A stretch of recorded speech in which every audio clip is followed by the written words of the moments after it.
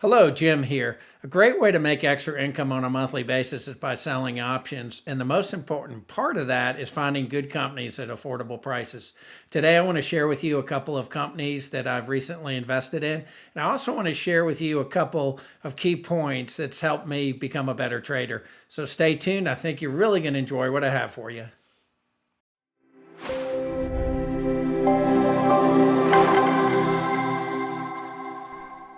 Okay, let's go ahead and jump right in. What I really like to emphasize in pretty much every video recently is the most important part of trading or investing is picking the right companies and ETFs or whatever securities you may be trading, and you may be doing mutual funds. So that becomes really critical. And even with the mutual funds or ETFs, the companies that they hold, you also need to look into them. You need to be sure they're good companies. And how do I determine if they're good companies? Well, I look at a number of factors. The most important, are they making money? I typically don't trade in companies that don't make money. I might add them to my watch list, but I'm not going to be selling options on them or buying them. I like to see 2 quarters of income, and then I'll start trading on them. The other important thing is, do they have year over year growth? Are their earnings going up? Are they doing well going into the future, meaning they're making good decisions to help them grow and extend their product line? And then debt. Lower the debt, the better. I actually like companies that have no debt or very low debt. I prefer something along the lines of a debt to equity ratio that's below 25%. So for every dollar of debt they have $4 of equity to cover that. And then profitability, which I look at return on investment. Look at return on capital, return on assets. I also look at how much, do they produce per employee?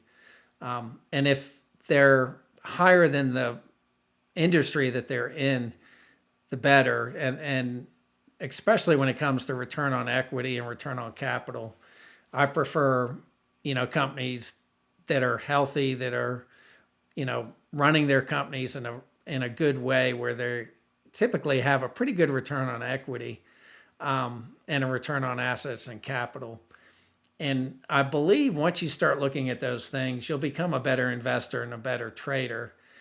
Early on, when I didn't look at those specific criteria, I made some mistakes. We all make mistakes. We all will have specific traits that go against us, but the biggest of the ones I just mentioned was debt, keeping an eye on debt.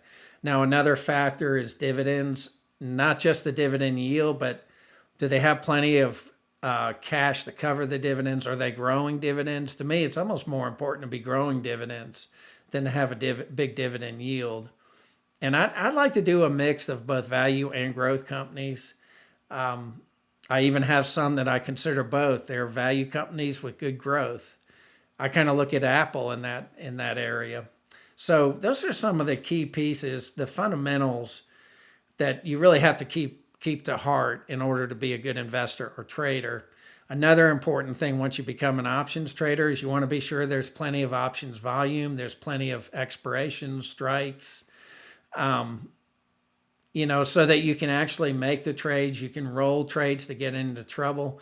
If you have a lack of strikes, then there's not much you can do if you get into trouble, especially with covered calls. So it's really important to keep an eye on that kind of information. So I found I have picked other ETFs that have more strikes and more expirations and better volume compared to other ETFs. And the same is true with stocks. Sometimes I'll stay away from a stock because I'll look at the options chain and I'll notice, well, it only has 4 expirations, and then it's got very few strikes, and maybe the strikes are far apart, like $5 apart, which really limits your ability to roll your trades or to, if you get into trouble or deep in the money, it limits what you can and can't do. So that's kind of really important. Another piece that I wanted to share is I found some tools recently that I'm going to share at the very end, as well as the 2 stocks that I think that are very affordable. I'll share those when I go over my last week's trades. But I've also found some good tools that I'm using. I'm going to share both of those tools. One is Seeking Alpha, and the other one is Barcharts. I'm an affiliate of both of them, so links will be in the description if you want to learn more. Try it. I believe Seeking Alpha gives you a week trial. They do have a discount, and I believe Barchart, they don't really do discounts, but they do give you like a 30-day free trial. So you might want to look at that. And as always, my memberships are down there. If you want to take a look at my memberships, they've been filling up quickly. I've been changing things around, making it easier. My Discord has gotten a lot busier, and so is comments that people are asking and questions that people are asking. And then even our group meetings, we do have a group meeting every other Sunday. We have one coming up this Sunday, which is for the two higher tiers. It's for the what I call Traders Club and Coaching Club. But take a look at that down below. And if you're interested, take a look. My lower two tiered memberships, you can get a week free. So if you want to try it without committing long term, and it's really affordable. I'm trying to make this affordable. I want to help people. I want people to learn, that this is a great tool. Selling options and working with options is really another tool that you should have in your tool set to be able to, bring in more income. I know it's helped me with my planning for retirement and also my ability to be financially independent. I can do what I want to do when I want to do it. I'm still consulting, but I'm primarily working with one client that I enjoy. He's a friend. And we're working on a pretty interesting project. So, but when that project's over, I probably won't take any more. I'll just do this and prepare for retirement. One thing I did want to mention is I've had a lot of people recently that have reached out. They'll notice that a particular position will be negative and might be slightly in the money or in the money. Now, when a lot of your positions do get, into the money, and it could be like a covered call, you may have covered calls that are potentially deep in the money. My advice is not to panic, that you have time. I've had a lot of different positions that have been in the money, and I've been patient, and a lot of times they come out of the money, or I'm able to roll them.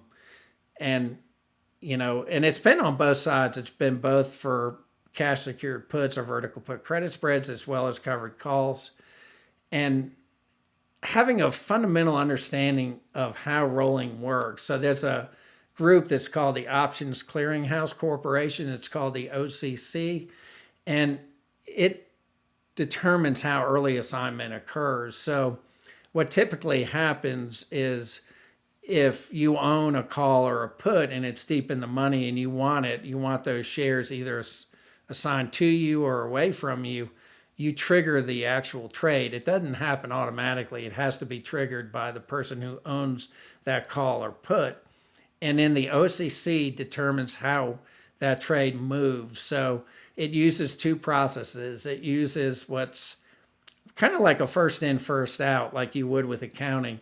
So the first trade, the first person who sold a covered call or sold a cash secured put would be more likely to be assigned compared to someone who's more recently sold that same call or put.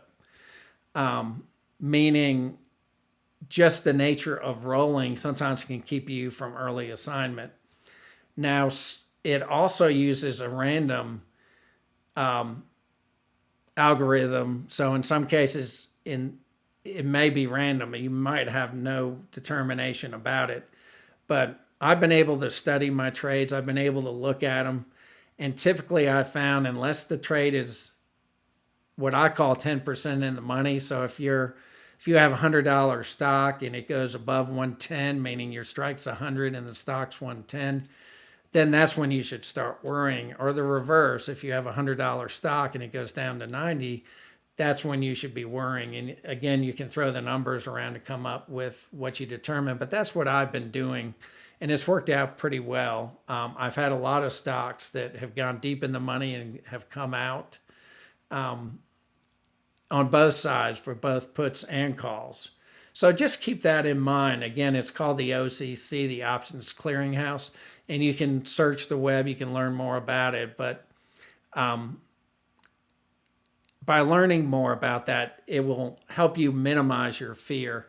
Again, one thing that the brokerages do, and all of them do it slightly different, they'll show you how profitable a trade is. And a lot of times it's based on the ask and bid for that particular option that's sometime off in the future. And sometimes someone can put a really expensive ask in there, which can kind of make it look like it's a really unprofitable trade. I have one, I believe, that shows like it's $400 negative, but it's because someone put a huge ask out there. But when you look at the strike, I'm like $10 outside the money. So just keep that in mind. Try not to panic. A couple of other quick pieces of advice. If you have to keep an eye on other important factors that occur with companies. So ex-dividend dates, keep track of them. Earnings, of course, keep track of them. I don't worry as much about earnings. I at least try not to have an expiration right before an earnings. I try to, if there's an earnings, I might be doing an expiration that's 2 or 3 weeks after the earnings. I like to go farther out with a lot of my trades. It's not unusual for me to do a 90-day trade. I probably average around 60, 65 days for a lot of my trades. And that's just how I like to do it. I do fewer trades. The average for most of my trades now is close to $300. So I do 4 or 5 trades a week and then I'm done. And that's just what I prefer. Some people prefer to do weeklies. Some like to do monthlies. It's just what works for me. And I slowly have tried to improve it. And, I am trying to do a little bit smaller. I'd like to average more like 60 days, but just something I wanted to share with you. Now, before we jump into the other part of the video, which again will be my planning worksheet, I'm going to share with you the specific companies that I haven't talked about before that I think are very affordable. I'm also going to share the 2 tools. I'm not going to go into a lot of depth with them. Bar charts, I'm still learning how to use it. It's pretty complicated. Seeking Alpha, I've gotten pretty used to it. But I do like a lot of the capabilities of Barchart, just in case I don't cover something. It does really have a nice screener, and you can actually screen by things like the different Greeks, the delta, the theta. You can screen by things that I've not seen in like the Schwab screener or the Fidelity screener.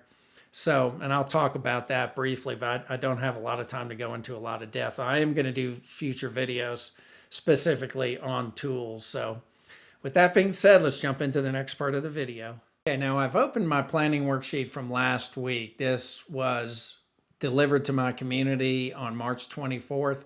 And typically what I do is I go through all my accounts. I look for any positions that'll be expiring in the next 3 weeks, 4 weeks. I say here 2 to 3 weeks, but sometimes as many as 4 weeks. I prefer monthly expirations versus weekly. So you'll notice that all the expirations here are 4/19. Now at the top, I just have notes about the different types of trades I like to do, then a title, and then I also have my goals. I have my monthly and weekly goals. And then here's the premium I did in March. And then, of course, we're talking April 4th. So I had one of my best months for premium, 76.32, much higher than my monthly. Now, this was unusually high.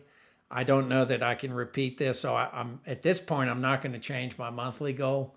But definitely March has been one of my better months. Now, typically what I do is when I first send this out, it just has a list of the trades that are expiring in that time period. For this planning worksheet, it was April 19th. So you wouldn't see anything color-coded other than the yellow. Anything in the money, I will color code yellow for the status, just so I can eyeball it easier and keep track of it. And then as I make trades, I note them. I put I change them to green the background. And that's why you see, and some of these aren't new trades. You can see some were closed. Let's just kind of run through them. So IWM, this is Russell 2000. I did this back December of last year when IWM was a lot cheaper, and I closed this early. So I closed it March 27th when it wasn't expiring till April 19th. So a couple weeks early, it was 175, 165. So way outside the money. IWM, Russell 2000, small caps have done really well. And I was able to close it for $13. Now I'm cheap. I've always been cheap. I've been made fun of because I'm cheap.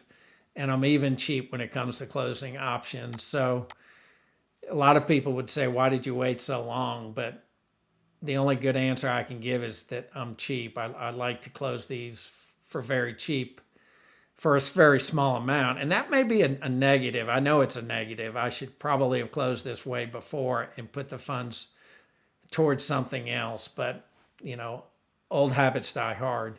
Next is XLU. Now, this one is kind of unique. This is the ETF related to utilities. And I did this one back in February 2nd, and it's still outside the money, not by much. But I've been actively trying to close this one, and this is one of those situations where I probably should have looked deeper about volume. It's probably going to expire outside the money, or I'll end up owning it. But I haven't been able to find enough volume to close it. I actually will try to close it. Like I think I put one on today. For the last week, I probably have done limit orders to try to close it. And this one I did a market order, and it's still, there's no volume. It still did not close. So it's one of the only instances I've ever had that when I do a market order, and this is on Fidelity, it might not happen on Schwab, that it doesn't close because there's literally no volume. So will I do another XLU trade? I may not, because of the lack of, like I was talking at the beginning of the video, with the lack of expirations and strikes and volume, it may not be worth doing another trade. So this is one of my companies. I have talked about ASO, which is Academy Sports. I really like them. I did this trade back in December. I rolled it recently, and I've been making good money with it. So I rolled it. It was at $64. I rolled it, kept it at the same strike, 57.50. And it was pretty inexpensive to close, but I made 314 total since December. I've made 717, which is like a 12% return. Now, if I had done this as a vertical put credit spread, it would have had a much higher return. But the amount of cash it generated is really nice, and the price is not too bad. What I can do is come over here. Let me just show you what it looks like. So this is Seeking Alpha. And again, if you're curious and want to try these, I have an affiliate link in the description. So here you can see it's got a good ranking from Wall Street. Quant is a little low, but not bad. The buy ranking is fairly good. It's not crazy. I don't think it's overpriced because of the earnings per share is really good. I mean, if you look at 5 years, it's a relatively newer company. We have one near us. I really like shopping there. Earnings, they have pretty good earnings year over year. Looks like it's going to be okay. They typically beat earnings. They have missed a couple times. Profitability is fairly good, not the greatest, but I do like the fact that their return on common equity is over 28%. The sector median is 11. Return on capital is good. Now, if you want to see, this is what it looks like in bar charts. So let's do ASO. And again, you can see the graph. You have similar information. They have a bar chart, has a buy ranking on them. You can see all the different information similar to what Seeking Alpha had, but they also go into options. They talk about IV percentile, IV rank, IV high and low. Quite a bit of information, and it talks about, strong buy by different earning estimates. Price performance. There's a lot of interesting information, news stories. And then you can even come down here and you can look at key statistics. They have lots and lots of information. You can also look at technicals, Barchart opinion. You can see why it's not a strong buy, but a buy. Also has technical analysis. So quite a bit here to look at. So let's jump back into the spreadsheet. So ASO has done well. And again, I think this is the third or fourth trade I've done with it. And they're building new stores. I think they're competing with Dick's and some of the other sporting stores, but they're doing quite well. Now, this is ConocoPhillips. I just closed it. I closed it on March 27th. And I did pretty well with them. I prefer to do the ETF for energy. Again, I closed it for $8. I brought in pretty good premium, $5.79. But there again, I'm not going to go into detail about ConocoPhillips. I prefer the energy ETFs, or I may look at BP. I kind of really have enjoyed trading in BP too, and it's also at a fairly good price. Now, DocuSign is one I've tried. The product I'm working on for my client is going to compete with DocuSign, so I've been keeping track of them, and I may do another trade here soon. But again, I closed this trade. It was opened on February 6th. I closed it on March 27th. It was a cash secured put at 45, expiring 419. Last price was 58.27, and or last price when I put this information in. I closed this trade for $16, and I brought in 304. I'm not going to talk about Path since I didn't do anything with it, but I do like Path. I'm not going to talk about SDY. I've been trying to get rid of SDY. I'd rather own a different dividend ETF. I've said in a lot of past videos SCHD. So it's currently pretty deep in the money. I think it's going to get assigned to me in April 19th. Now with Tesla, I have not traded Tesla until recently. So this is a trade, a cash secured put at 150 and expiring on 419. And it's brought in some pretty good premium. I think, was this a roll? No, I believe this, actually this was a roll. I don't know why. I rolled it to the same short strike, which was 150. And I brought in 428, the total amount of premium that I've gotten. So I brought in a ton of premium with Tesla. And again, just like the one I talked about before, if this was a vertical put credit spread, it would have had a much higher return. But the amount of cash that it brings in is pretty amazing. It was only a 12% return. Now, what I'm doing with Tesla every month, I did another one. I think I might have talked about it last week or the week before. I did one for 145 that's expiring in May. So I'm probably going to continue to do that. Try to do one Tesla trade a month that brings in pretty close to $400. Now Zoom, I've talked about Zoom a lot. This was a vertical put credit spread that I rolled 65.55, and I own 100 shares, but I really want to own another 100 shares. But this one I rolled out to 621. I brought in $319 total premium since I started this trade, $586.79. And then this is a vertical put credit spread. That's, what is it, a 15 spread? No, $10 spread. But, oh yeah, with 1680 is the required capital. It's an 81% return. Zoom it just seems to stay right between 60 and 70, 65 is its sweet spot. And it's very affordable. It has very good premium. You know, I can't say enough how I've made so much money off Zoom over the last couple of years. And I really enjoy the product. I use it relentlessly. CLS is a new company, And this is another one I wanted to share with you in the two tools. So this time we'll start with Barchart. And it's Celestica. I'm not sure I'm saying that right. And let's go to the price overview. Yeah, strong buy. And you can see it's shot up, but it's had that much growth. You can see it's got earnings per share of $2.43, and the PE is only 1930. So it's a really good company. So I've only recently done a trade with them. So even though they've gone up quite a bit recently, I don't think they're way overpriced. That's 5 years. If we do 6 months, it doesn't look as crazy. And again, with the PE and the growth, here we can see option prices. They'll show you details. You can pretty much find anything and everything here, which is nice.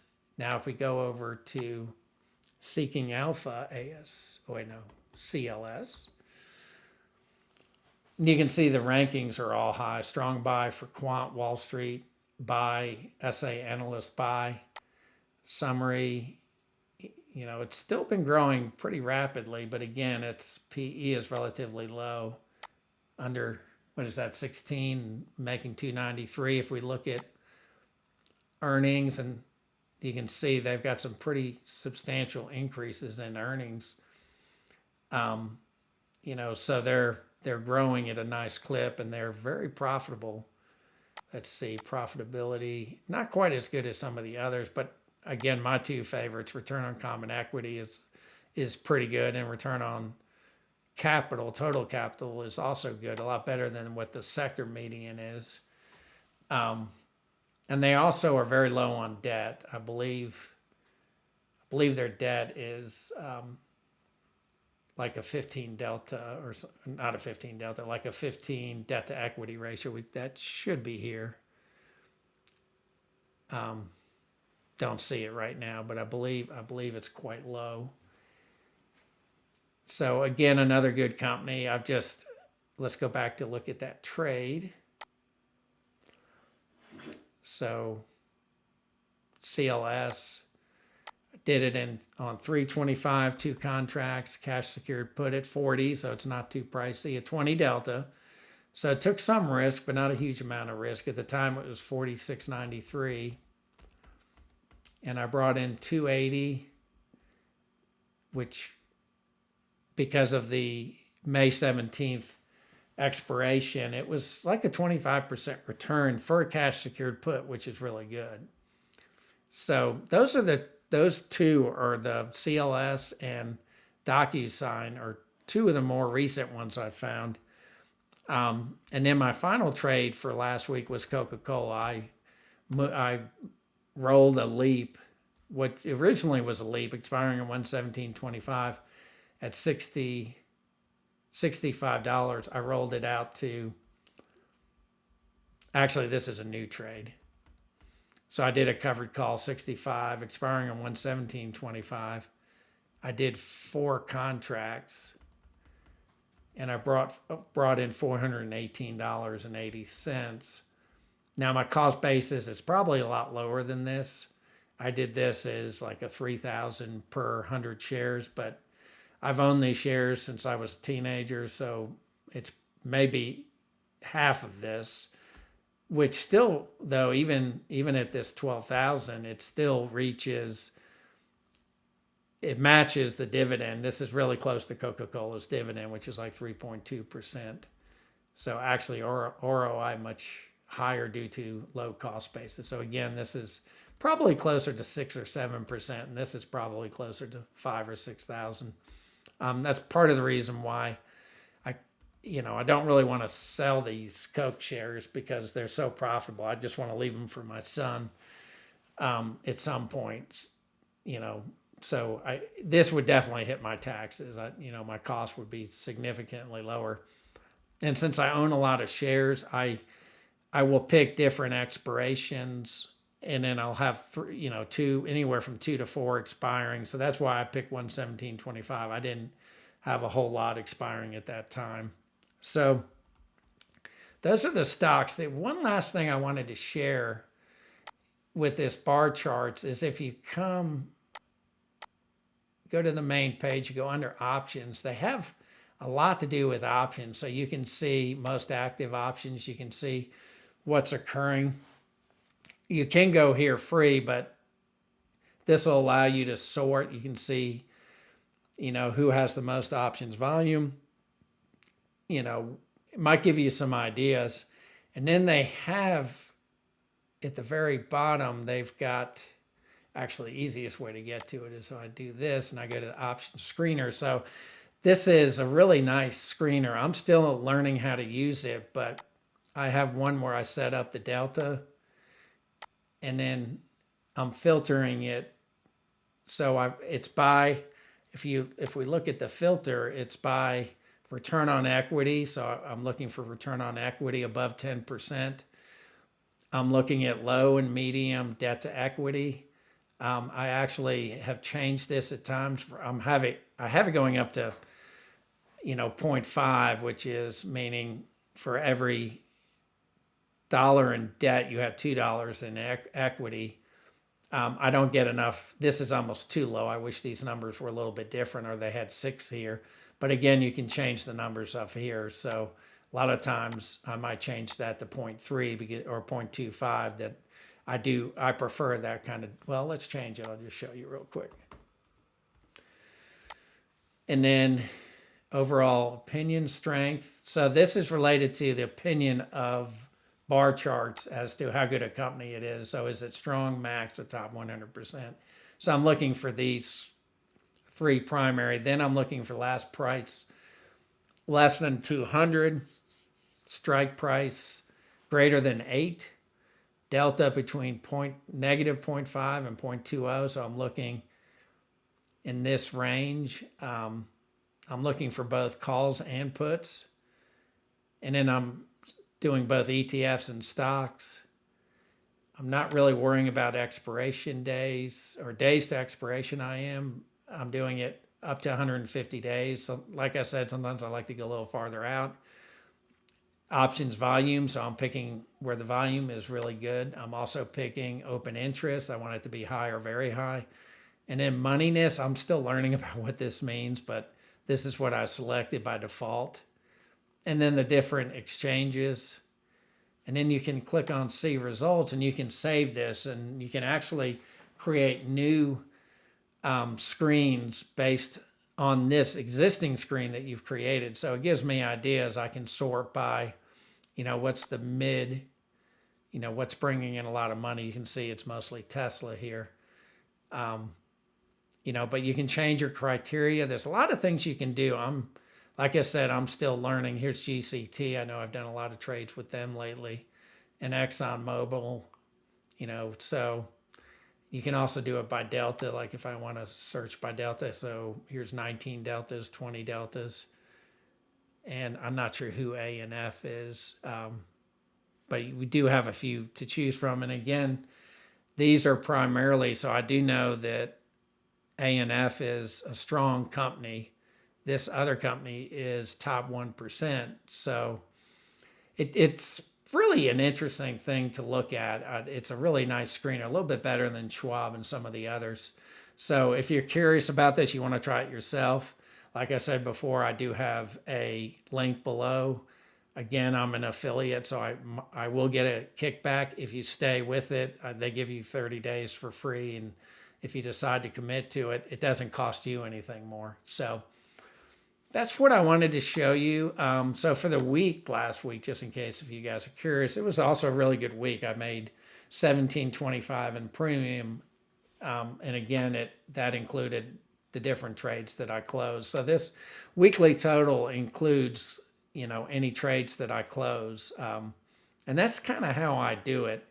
Now the calculations get a little bit more complex when something gets assigned, but overall, this has worked out well for me. At first, I started with one gigantic spreadsheet, and it became too cumbersome. By creating a new one on a weekly basis, it's worked out really well for me. So thank you for joining me as usual. If you have any questions or comments, I typically will respond to them within 48 hours. So please reach out. If you don't agree with something I shared here, any comments. Like I said, I typically will respond. And thank you for joining me, and look forward to seeing you next week.